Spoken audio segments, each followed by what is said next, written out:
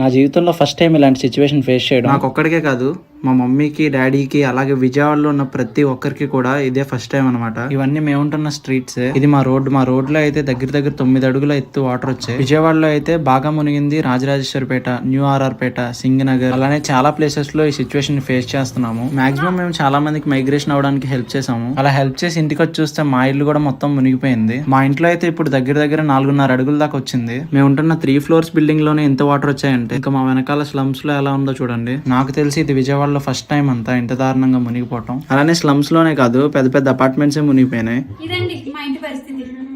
ఇది మా బెడ్రూమ్.